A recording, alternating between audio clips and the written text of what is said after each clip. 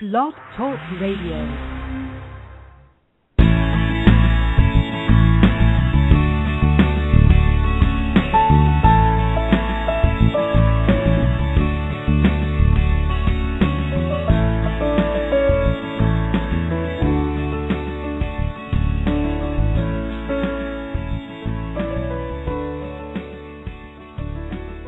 Good day to all. Thank you for tuning in to the Uvisualeyes Show, where you will experience the top, most powerful, insightful, and talented teachers, speakers, and writers on inner wisdom, personal evolution, and love.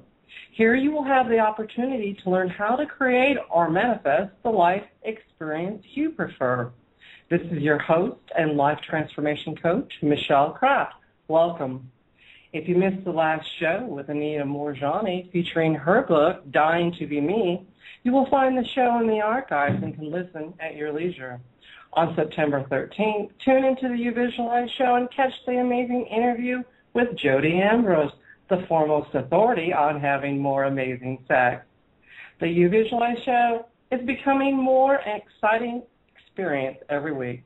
Without fail, there's yet another amazing healer, teacher, or shaman as my guest here, sharing their extraordinary insights. And now broadcasting from various locations all over the world, it's even more stimulating and an evocative experience.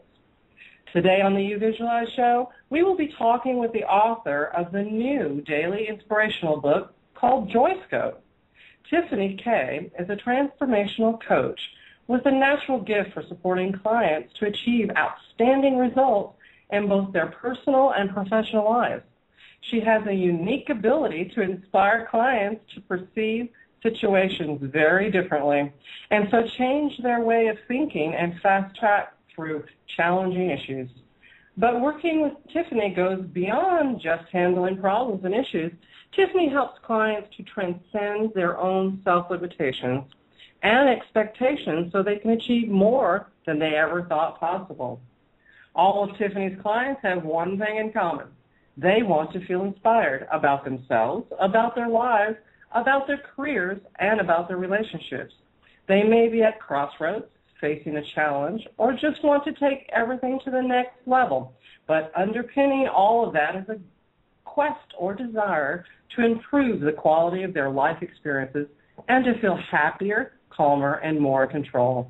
Life is supposed to be enjoyable, and working with a coach is just one way of making that journey a great deal easier and much more fun. Welcome to the Uvisualeyes Show, Tiffany. Hi, Michelle. Thank you so much for having me on this show. I'm a big fan of your show, and it feels like an absolute privilege to be part of it. Well, thank you so much. That makes me feel very good. I so enjoy talking to people about what they do best, and it's apparent that this is what you do best. And first, I want to say, Tiffany, that JoyScope is beautifully written, and I found the daily reminders to help us live a more joyful life brilliant. Oh, thank you. It's always helpful to have tools to help us shift our focus, and I think that's just exactly what this is about.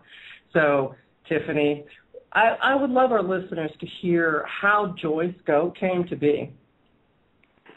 Okay, I'll probably just share very briefly a little bit about my journey, and I'll give you the potted version because otherwise we could be here a long time. But for me, through the early part of my life, really into my mid-20s, I flatlined, and so I had no sense of direction or purpose and didn't really know where I was heading. And then I had what I describe as my time of awakening when I found out that my son, who was 13 months old, needed to have open heart surgery. And I sat in a waiting room for 6 hours thinking, what do I do here? It felt so outside of my control to have left my son's life in somebody else's hands. And as I was sitting there for that 6 hours, I was like, what can I do here? And the only thing that came up, and it wasn't that I was particularly religious or spiritual or anything like that, but the only thing that came up to me was to pray. And in that 6 hours, I kind of came to what I would say, I made a deal with God or the powers that be, however you want to describe it, that if my son survived that operation, that I would make my life a life that counted. And that's really where everything changed for me. And I then went on saw a counsellor literally the next day, booked in to see a counsellor to work out where I was going wrong in life and what I could do differently. And that took me on a long journey, which then ended up with me supporting other people to discover and live their inspirational lives. And how JoyScope came about was I was actually sitting in a coffee bar one day, and I overheard two ladies talking to each other. And one of the ladies said to the other one, I read my horoscope today, and she basically shared that it was pretty horrendous, that it wasn't going to be a great day, and that was it. She was just like, well, I might as well write this day off to bad luck. And I was in this place of really wanting people to live their inspired lives, and I was thinking, that's just such a waste. To be in that situation where you're going to leave it to a horoscope to say how your day is going to go. And I'm not in any way questioning. I love astrology, and I think there's some really great things out there, but to just give up on a day just seemed like such a waste. And so in that moment, I thought, what if there was an alternative to the horoscope that was like a daily uplifting inspiration? And that's when I came up with the idea of JoyScope, which is the opposite of horoscope. Oh, awesome. And then what happened from there was I decided that because I was working with a lot of clients that I would start to post a daily blog called JoyScope. And after a while, my clients started asking me when the book was going to come out. So that's what I did. I put it together as a book, and that's what you described before. It's 366 daily inspirations to help people feel uplifted and inspired in their days. So your child's illness was a tremendous catalyst to make these changes, and then you moved on to working with others to help them make those changes. And that alone is an inspiration to many of us, because I think that even like the horoscope thing is, we get shifted just as easily by what we watch on TV, by what we hear other people complaining about or telling us how it is, reality. And I noticed that in the book that you talk a lot about shifting what we believe is reality, which is, I really enjoyed that. I like that because I think that's my main goal in life, is to shift my reality away from the negative reality that I'm told is the truth. And so I want to ask you, what were some of your favorite inspirations that you included in the book? Do you have a favorite, or is that too hard to choose? To be honest, they all resonate in different ways at different times. And that's what the feedback that I've had from other people is that sometimes, one of them just happens to, it's almost like a mind read sometimes. You kind of open it on a certain day, and it just fits.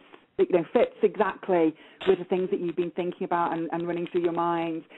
So there are many of them that I like for different reasons, but I think the overall theme that I absolutely love that crops up in the book a lot of the times is the whole idea of living your version of your inspired life. And as you said, not being swayed by negative perceptions of other people, not being swayed by what you think you should be or who you think you should be.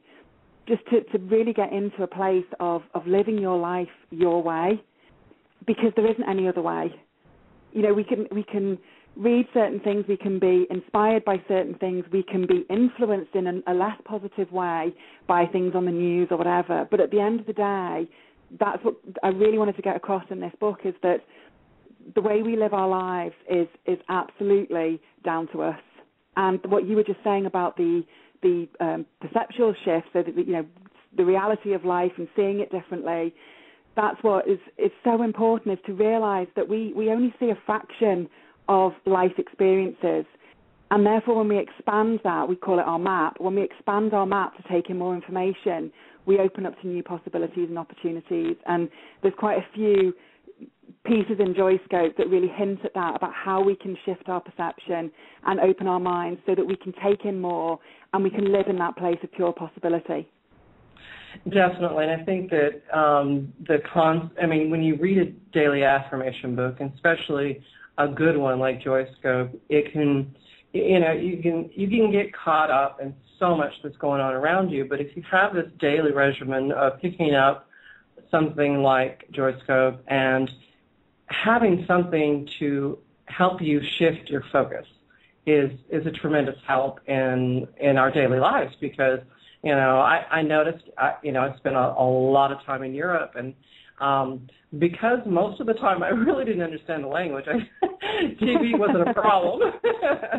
But as soon as I got back to the States and I could understand, I was vastly surprised by how it affected my mood, the reality that they wanted me to believe on any particular show or whatever, and the fear that it instilled, and it took me one day of watching to turn it off and go back to reading, of course, JoyScope, because we were getting ready for the show, and I thought, this is just what I need.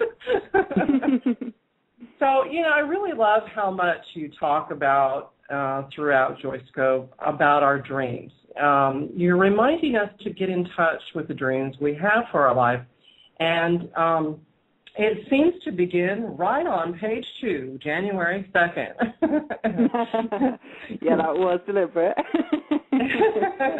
I like that. I like that you put it on the second page, because the first page, we have so many ideas, ready to go, and we've had our focus on all the holidays and stuff. So I like that it's on January 2nd. May I read it? I was going to say, for me, what really came up was when I was working with clients, and they came to see me, and we'd sit down, and my first question would always be, is like, what is your dream? What do you want for your life? And I was shocked, actually, at the number of times that people can't answer that question. And it's just a conditioning thing. We're not conditioned to keep reaching for something more in our lives, to keep reaching for that big, audacious dream that we think isn't possible. Because you remember, as a child, we were like that. As a child, somebody would say to you, what do you want to be when you grow up? And you just come out with, like, astronaut or princess, or you didn't think about the practicalities of whether that was achievable or not. And then somewhere between that and where most of us are now, we started to listen to the limitations that other people would kind of put on us. And well-meaning parents and teachers would probably have said to us at some point, well, maybe, you want to be a footballer, or maybe you want to be a ballet dancer, but you probably need to have a plan B. And after a while, plan B became plan A. Right. And I think, so that's why I put that as the second one, is because right through the book, you are really encouraged to reopen that box of dreams, and to know that it's never too late. You can start at any time, but you can have, be, or do anything that you want. And that's the place, that's the inspired life that we want to be living, is that place of you can do it, you can have it all if you want to have it all in the way that you want it to.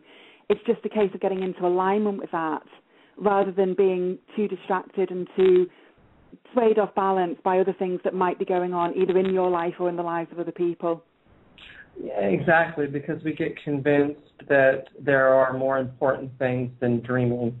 And I remember being told so many times when I was a teenager, as an artist, get your head out of the clouds. Well, as an artist, you have to have your head in the clouds. Yeah, you do. Because that's where all the magic happens, is in the clouds. Yeah. And, that was one thing that I was told. And the second thing was, that's not a real job. And I think that's that whole reality thing. And I liked that we begin the year in your book with following your dreams. And the message is it's time to follow your dreams. And that's a very important message, because it's always time to follow your dreams. Yeah. Definitely. If you keep following your dreams, you can't go far wrong. Exactly. And the more I've done that in the last few years, the happier and more joyful my life has become. And, the opening the box you're talking about and dreaming seems to be the main purpose of your work. So talk to us about your mission. I mean, to get a good feel for what this book's about and where it's headed, I'd like to know what your mission or your dream, for this work is. So for me and the work that I do is really that journey to helping people to find that inspiration. And the way I think about inspiration is I think about it as being like a deep breath of life that comes from the soul. And we've all had those moments where an inspiration has struck, and it's been so mind-blowing, and it kind of comes with that tinge of excitement and that fizz and that buzz, and you think, yeah, that's something that I could do. And I think a lot of us get into a place where we think of those as being like fleeting moments in our lives. But for me, the mission is can you live from that place? Can you live from a place where life becomes effortless and easy and unfolds beautifully in the direction of what you want? And that's been my own personal journey. I've been committed to that since my son's operation in such a big way. And life gets better and better. And then I've been so privileged and blessed to be working with clients and to see that when they make that inspiration the focus of their life, that the same thing happens, that they then get to a point where they start to dream big, they start to think in a more broad way, they start to just to understand their potential in a way that they've never understood it before. And if we all live from that place, then I just think, wow, what an amazing world we would live in if everyone was just in their inspiration all the time. Right, that moment you were so exciting. It's just so exciting. It would be collaboration and cooperation and co-creation, and we'd be looking at how we can serve the world better, how we can help each other, how we can work together. And to me, that's the absolute antidote to all of the doom and gloom that we hear in the news. And I get, as you can probably hear in my voice, I get quite excited and passionate. Yes, I can. I can. And there's a lot of joy in your voice. And so there's one of my favorites in here. So I hope you don't mind me reading it. But it just goes right into where you just ended. And it's February 2nd, and it's reasons to be happy. Today, your mission is to look for reasons to feel good. Happiness isn't dependent on our life circumstances being right. Happiness is the willingness to look beyond the imperfections, simply to squeeze the juice out of life. Reasons to smile come in lots of different guises. A child laughing, breathtaking scenery, a good joke. The list is huge. You get to be the architect of your own happiness by designing the moments that feel good. So what will be your reasons?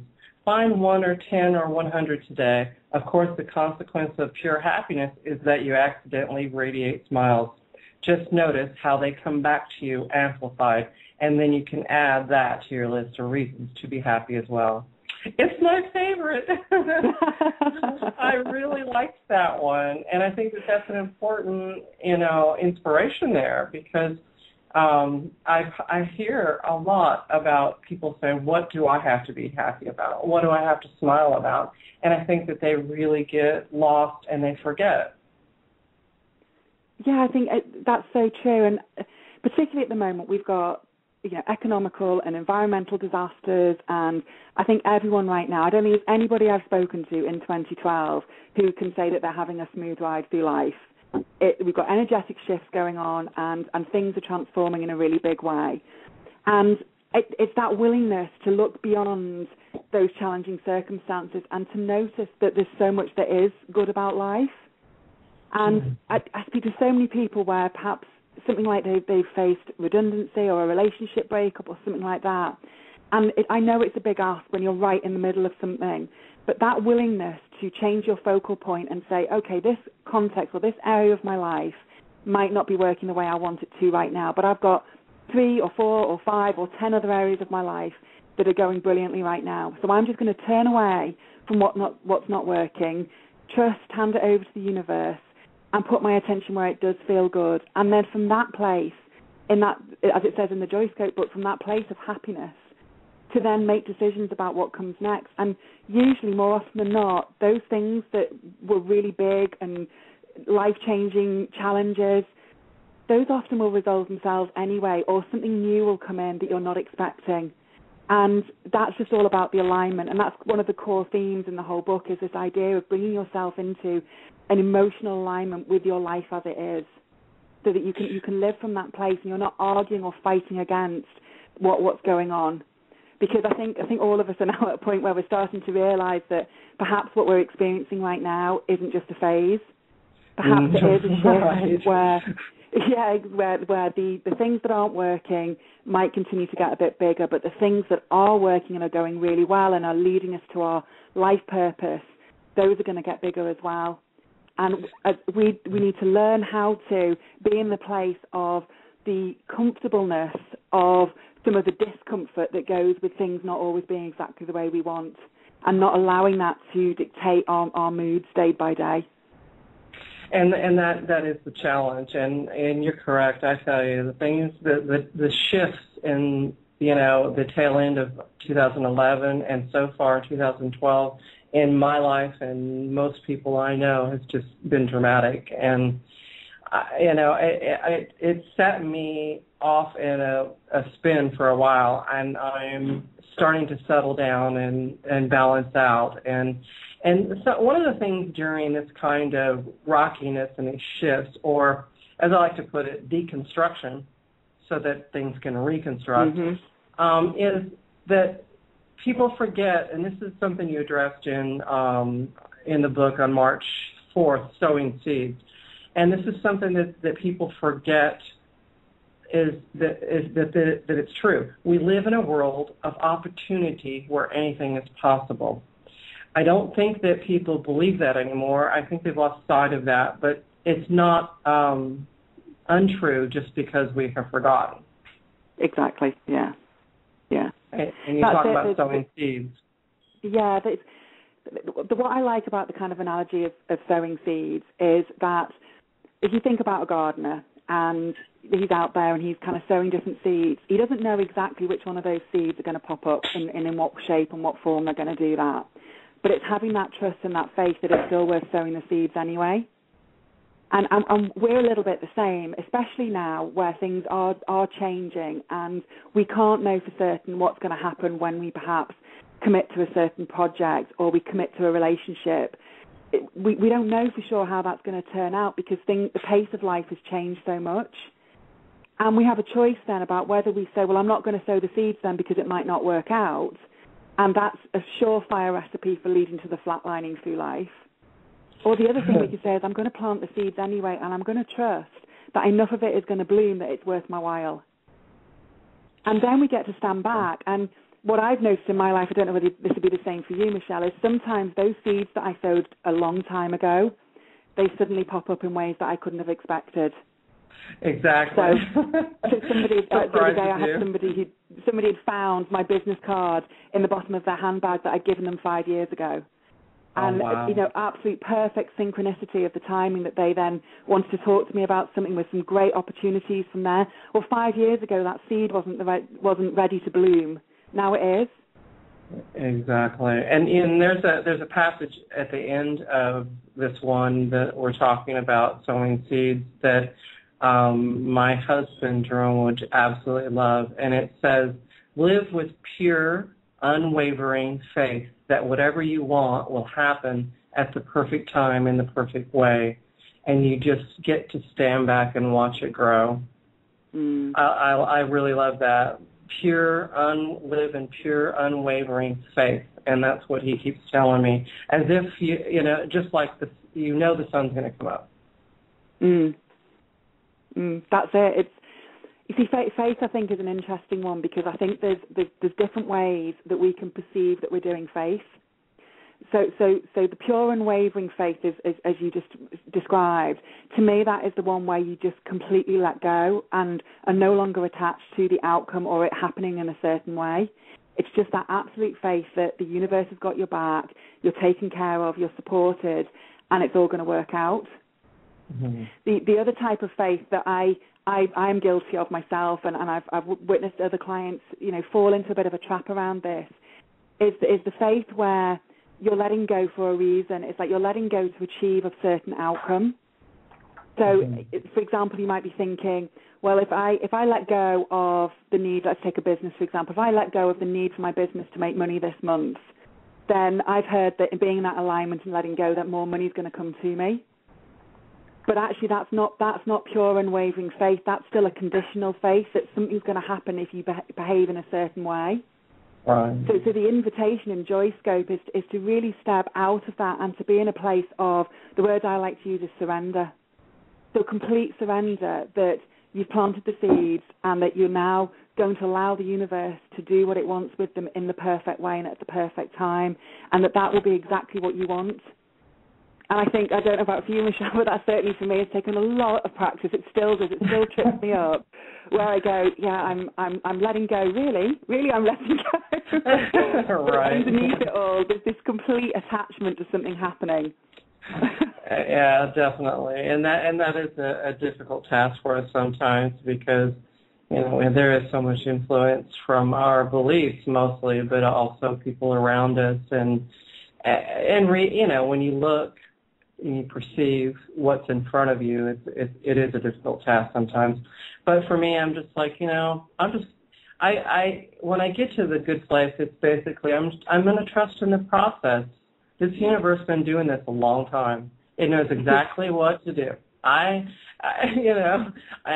all I have to do is live in joy, and I attract more. And getting to that place can be difficult, which is why books like this, JoyScope, that Tiffany Kay has, is helpful for us to keep us on track if we can read these things. And speaking of keeping on track, one of the ones I liked was April 14th. Called distractions. I think that's a big one for us because we get distracted with so much that we forget, because you work with women more often and helping them do things for themselves and take care of themselves and everything. And as women, we get distracted, I think, more so, and especially as mothers. Talk to us about that one, about dealing with our distractions. Yeah, I think, Michelle, that's so true about women, and for very good reason. In the same way that women can multitask, and it's a sweeping generalisation for any men listening, and I'm sure you'll excuse me this one, but men don't tend to have that same capacity to multitask. They're much more focused, and I know that there's a neurological setup that it causes that effect for the focus or the multitasking. I think with the distractions thing, it's starting to be aware of the number of places in your life where you allow yourself to be distracted from your inspiration. And that can be really simple things, like the first thing that you do when you come into the house is you flick the TV on, so that you've got that background noise that's happening. And you may be really focused on being with your kids, you might be focused on other bits around the house that you're doing, but you've got that distraction of the television sound going on behind you. And what that does is it pulls you more and more outside of your own body. And as you're being pulled outside of your body and you become more, your focus is being sort of diversely spread out with all of these different things, the kids, the TV, and whatever else is going on, you start losing sight of yourself. You start losing touch with yourself. And I think that's why the bit about distractions is really an invitation for people to start to just become more consciously aware of the different ways in which they distract themselves from being with themselves. And I always say in all of my programs, the most important relationship that you're ever going to have is the relationship within yourself, your relationship between you and you. And if there's always interruptions and distractions that keep you from fostering and nurturing that relationship, you're always going to feel slightly shortchanged in life, slightly that it's not the rich, vibrant, inspiring life that it's meant to be. And I know for myself, when I got to that point of flicking off the TV switch and not having the TV on, I rarely watch TV now, but having that off and making sure that whatever I was doing, say, for example, I'm with the kids, I want to try and be with the kids 100%, be fully present for them. If I'm at work, I want to then give all of my attention and be 100% there for my clients and for the work that I'm doing. That's when you really start to experience the depth that life has to offer, because you're fully engaged with what's going on. Right, and being selective. I liked what you were talking about, being selective, and I don't think this occurs with a lot of people. I'm very careful about what I listen to, what I watch, very careful. As soon as I hear, if I'm not aware of what the show is or the article is or whatever, as soon as I hear a negative tone that says I should feel afraid, then it's going off. I'm putting it down, and I choose very wisely. And it's interesting, when my children were young, especially teenagers, they gave me a hard time about it, because even then I was like, no, I'm not going to put that, scary movie in my head. And, Mom, you're so weird, and I had this idea about how crazy and weird I was. And they're making a shift now. They're starting to understand what I'm talking about and choosing wisely, because that's what you said, choose wisely to what you give your attention to. Because we create out of that. Absolutely, and I think it's important to say here, Michelle, and I know you come from this place as well. There's never any judgment or criticism here, because everyone has their own levels of sensitivity, and what for some people might really drag down their energy might not be true for somebody else. So it's exactly what you said, which is the whole bit about be selective, and the best way to be selective in your own life is to tune into how you feel when you're engaging with whatever it might be on the TV or in the newspapers or in a conversation with somebody, and tune into how it makes you feel. Because it may be that there's a certain person that you need to spend less time hanging out with. It may be that there's a program that you're watching that actually isn't uplifting and inspiring, but leaves you a little bit edgy afterwards or a little bit anxious afterwards. And I find that particularly with TV. I mean, I'm high visual anyway, so any information coming in through my visual field gets my attention. But things like I used to watch a few years ago, I used to watch lots of the soaps that we have here in the UK, and I'm sure you have them around the world as well. And those kind of dramas about people's lives that just were completely disproportional to normal life. Then for me, I just came to a point where I realised that drama was living in me beyond me switching the television off. Yeah, and that was the point where I went, you know what? That's not for me anymore. I don't want to be in a place where I still have a mood living in me even after I've switched the TV off. But that's for people to become, they can make their own choices here. They can be selective. They can work out for themselves what is right for them. And that comes back to what we were saying right at the beginning, which is it's about living your version of your inspired life, not anybody else's. Definitely, this goes right into the next thing that I was focused on May 1st, and it's called meaning making. And I think, when you step away from things like the soaps, that's kind of creating and making your meaning, which is false and not even you. So I thought this might be a good place to pick up at. What is meaning making? Yeah, so what I like to describe here is that events and experiences in and of themselves have no meaning. It's us as the human being who takes an event and then assigns a meaning to it, which is the meaning making. So in other words, to put it really simply, our lives are a story and we're making up the story. So we're perceiving events going on and then we're putting two and two together and saying that means this. And that becomes our life story and we live that life story. Right. So the great news about that is if we're making up a story, then we get to choose what kind of story we make up, and we can make up a story that's all about the doom and gloom, or we can make up a story that feels inspiring and uplifting. We get to choose. And that's really the essence of meaning making is where do you want to go with your story? I'm writing this down. I'm gonna put this in letters on my notebook to change the meaning of my experiences. I like that. That's beautiful. Change the meaning of experiences. And I know when I talk about this concept with some people, the idea that the events don't have a meaning. I remember when I came across it, it's like, what? Of course they do.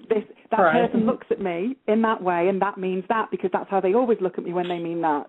And it took me a while to realise that, yes, somebody may be well training me to respond to a certain look in a certain way, but I still have to do the processing on the inside and make the meaning and respond in that way so I can change the story at any time. Exactly. And it reminds me, since I'm here visiting my grandson, about choosing the meaning of a screeching child, because it can mean various things to various people at various times. And there's times in my life a screeching child meant a headache.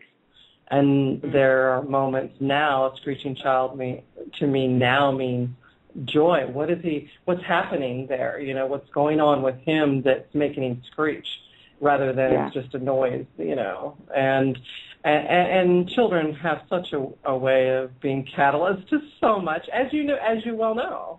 You know, you're beginning with children's catalysts. So I just put that in perspective as well, Michelle. When my first son was born, because of his illness that wasn't diagnosed until he was 8 months old, it was a real challenge because he didn't sleep. The longest he ever slept in the first 8 months was for about an hour. Because we didn't know he was in pain and he was uncomfortable, he would cry a lot. And coming back to that situation where I was sitting in the waiting room, in that moment of that 6 hours, I was absolutely looking forward to hearing him cry again. Exactly. Nothing had changed. Him crying or not crying, that hadn't changed. The only thing that had changed was how I was perceiving it, was my story about it. And in that moment, I wanted to hear him cry again. Exactly, because it had a whole different meaning, and that was a joyful sound. Absolutely. Well, the next one that I was looking at in JoyScope was June 17th, looking ahead, and I liked your analogy, the driving and the rearview mirror. I'll let you tell our listeners about what that means, looking ahead. Yeah, so that was that actually came out of a discussion that I had with one of my previous business partner, Kate Trafford, and anyone who's into the whole driving analogy. She does some great stuff around cruise control. She's definitely worth looking up. But the idea of the driving analogy is that you get a choice of where to put your focus of attention. So when you're driving, it doesn't work very well if where you're looking is in your rear view mirror. So where you're looking is the past. It works much better if your eyes are firmly fixed on the direction that you're going. And I think that's, again, one of our biggest challenges is to not let our past experiences define who we are today, and certainly not let it define where we're heading. And that's just, again, an invitation to say, you know, your past has happened, and everyone I've ever spoken to, I'm sure it's true for you as well, Michelle, everyone that I've spoken to has had some pretty nasty stuff happen in their past and stuff that you wouldn't wish on anybody. Right. And at the end of the day, it's the people who decide to let it go and to move on that end up having the better quality of life as a result of that. In fact, if you can use an experience like that to be a transformative moment, like my son's illness, for example, if you can use that to transform your life going forwards, you can actually take the gift that's in there. But if you end up keep looking back and saying, well, if I hadn't got divorced, or if I hadn't lost my job, or if I hadn't, whatever it might be, all that's ever going to do is keep pulling you backwards, and you're never going to get to where you want to be. So that's the whole idea: is drive with your eyesight firmly ahead.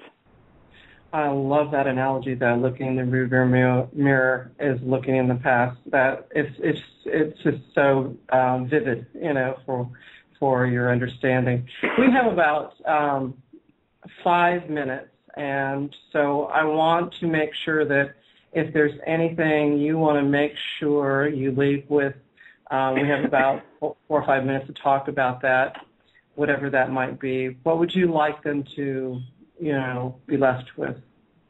Well, I have a little offer that people might be interested in, which I can just share if that would be of interest. Oh, I'm sure it would. So what I'm doing at the moment actually started today, so the timing of this show is absolutely perfect, Michelle. If you buy my book today or the next few days, the JoyScope book, I'm giving away as part of that a 7-day training, and it's really a 7-day challenge to find and rediscover as much joy, happiness, and inner peace in your life as you possibly can. And it's a very straightforward system. You buy the book and you register for the program, and then each day you get a mailing which takes you to a site, and there's a video resource on a particular topic. There's some supplementary exercises and resources really to help people to move from wherever they are now, whether that's being in a place of maybe feeling a bit despondent or not having things at all the way you want to be, or fearful about something, or whether you kind of further up what I call the ladder, further up the emotional ladder, and you're in a place of maybe just feeling like hopeful or optimistic about what's coming. This 7-day training has been designed to help people to move every step of the way so they end up in those delicious feelings of joy and bliss and happiness that I think everyone so richly deserves. And you can get hold of that if you just go to the website, which is yourlife2.com, and it's two is TWO. If you go there, it tells you instructions for how to get the book and how to register for that program, and I'd be absolutely delighted to send that out to any of your lovely listeners. And awesome. And you can always go through here shortly. Of course, the recording for this will be up on Blog Talk Radio, and the information will be on my Facebook as well as Tiffany Kay's. You have Tiffany Kay. Your website is the fan page Tiffany Kay Living an Inspired Life, right? That's the one. Yeah. Okay, that's the one you want to go to. People to obviously connect with me there, and if they want any links or anything, or they want to ask any questions, I'd be delighted to connect with people through that as well. Awesome. So also, you can, as we close the show today, certainly visit Tiffany Kay's website, yourlife2.com, TWO, and you can order Tiffany's daily inspiration book, JoyScope, from Amazon, hayhouse.com. Is that right? Yeah, so it's Balboa or through Barnes & Noble or through Amazon and some other places as well. But so like almost everywhere. Amazon. Yeah, Amazon and, the three major ones, Hay House, Balboa, Amazon, and Barnes & Noble. Yeah. And, of course, to visit your fan page and give Tiffany Kay a little like there. And before we go real quick, I wanted to leave people with August 28th real quick, renegotiating commitments.